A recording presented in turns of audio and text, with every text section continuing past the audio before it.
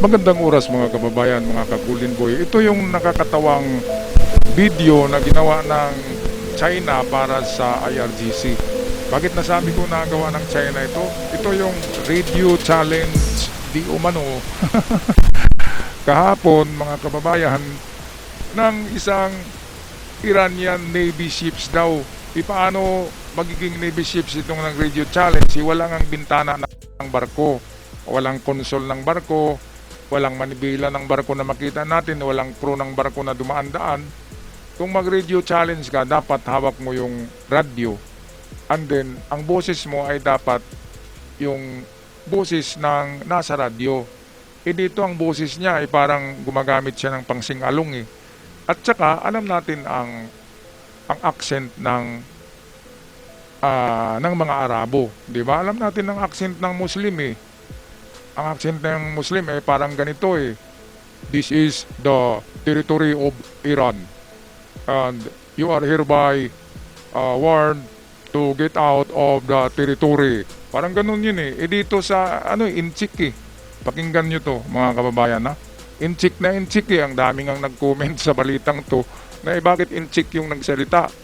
Iranian Navy yan bakit inchik.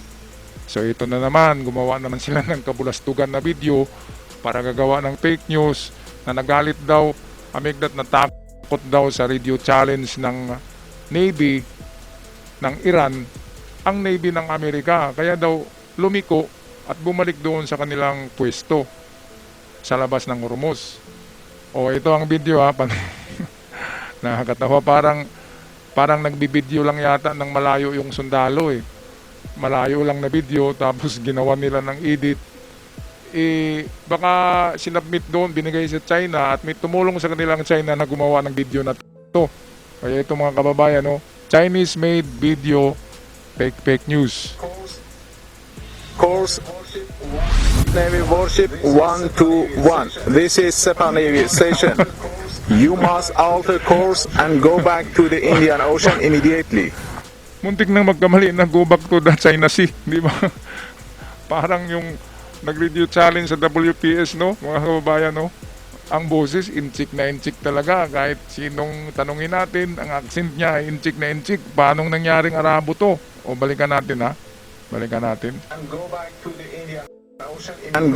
to the Indian Ocean immediately. If you don't obey my order, you will be targeted. Out. Naglabas ng You will be targeted. Anong i-target mo? Otot mo? Wala ka nang Navy dyan eh. Natira, 2 speedboat na lang eh. Klarong-klaro naman. Dapat itong dito, view. Merong bintana dyan ng barko. Kung talagang meron pa silang barko. Wala eh. Parang naka-shoot lang sa malayo. Sino-zoom lang yung dumaan na na destroyers ng Amerika. Fake news, mga kababayan ito. Hanggang sa ano na lang ang Iran ngayon eh. Pagpalabas ng mga fake news ng kanilang mga trolls na siniswelduhan pa rin ng Iran, ang mga channel na ito nagpapalabas ng mga ganyan. Ito, IRGC channel to, itong nasa itaas. Oh. At dahil sa hindi marunong mag-English, yung mga nasa IRGC ngayon na natira ay mga bubo na. Dahil yung mga medyo matalino ay nadidbol na nung mga atake ng Israel at Amerika noon. Kaya itong natira ay pang-4 na level na yan. Yan yung pinakabubo sa lahat ng mga bubo, mga kababayan. Kaya ito, inchik ang gumawa eh. Yung footage ng radio challenge ng Iran sa pagitan ng Islamic Revolutionary Navy at US Navy. Sa video, maririnig ang pagbibigay babala ng Iran sa 2 US Navy destroyers na USS Michael Murphy. Naniniwala naman. At meron akong nasilip sa UNTV ha. Anti-Trump sila, mga kababayan ng UNTV. Kaya sinabi ko sa inyo ngayon, marami akong napanood na video sa kanila na anti-Trump ang UNTV. Kaya kahit ito pinatulan ng UNTV, itong fake video na to nagawa ng China na binigay sa IRGC para ipakalat nila na kunwari maniniwala yung supporters ng IRGC sa Iran na natakot pala sa atin yung 2 destroyers, lumiko eh. Mga gunggong. O balik tayo dito sa isa pang anti-Trump na channel. At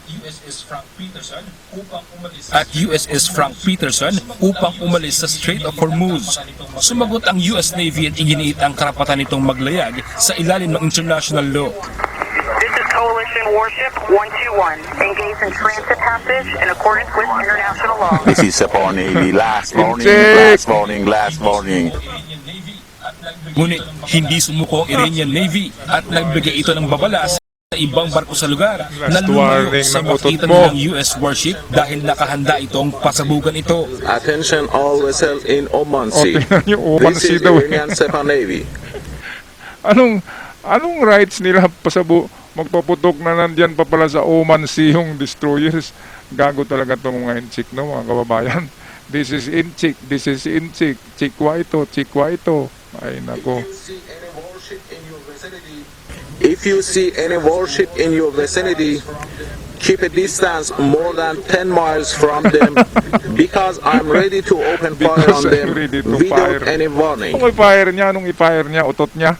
Mga kababayan, lagyan niya yung puwit niya ng kwitis, tsaka ipasabog niya.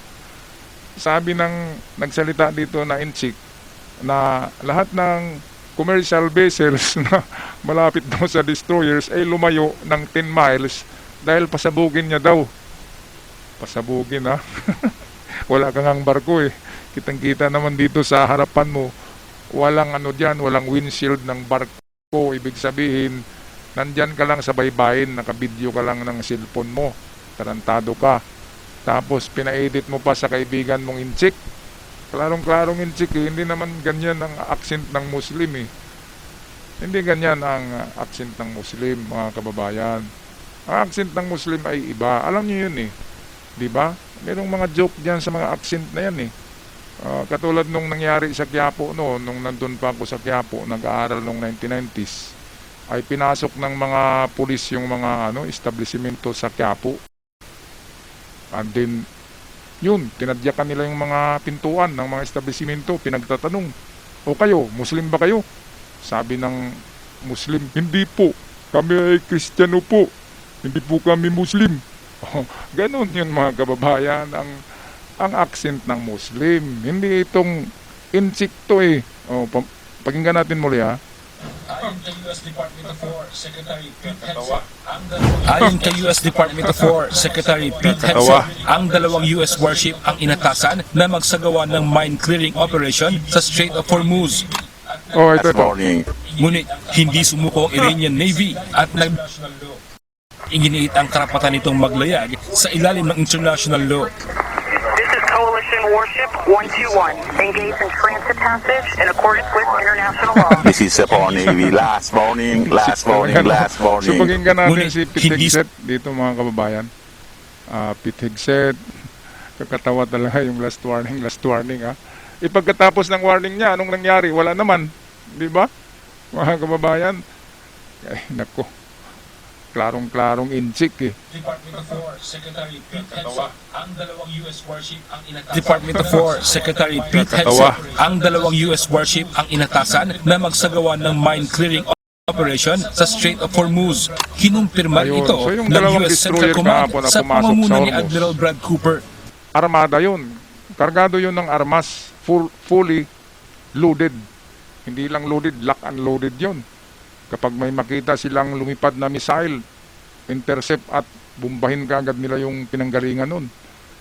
Ngayon, dahil sa nagpalabas ang mga IRGC channel na umaksyon daw sila at natakot daw yung dalawang destroyer, sumibat daw. Pero dito nakita natin, nasa Sea of Oman pa. Ibig sabihin, yung nagkuha ng video, yung kumuha ng video, ay nakatayo yun sa Oman. Siguro sa baybayin ng Oman at nag-video siya.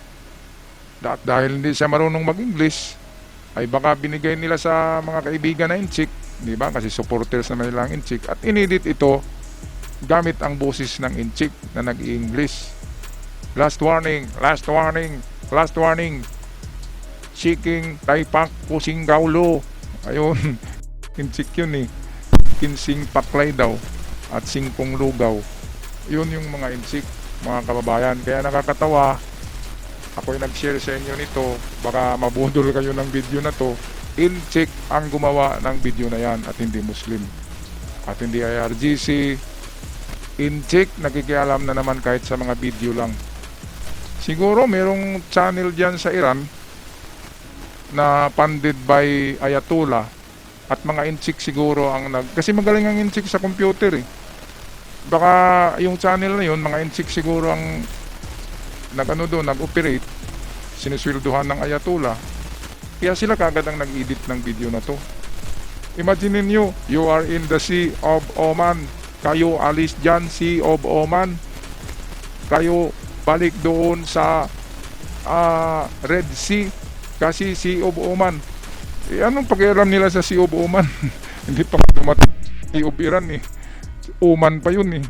Kaya palpak na palpak talaga mga kababayan. Anong masasabi nyo dito sa napakapalpatis na video na pinalabas ng IRGC? Pag-comment sa ating comment section.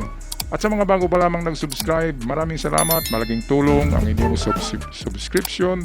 At sa aking mga avid followers, of course, alam nyo na, love you all.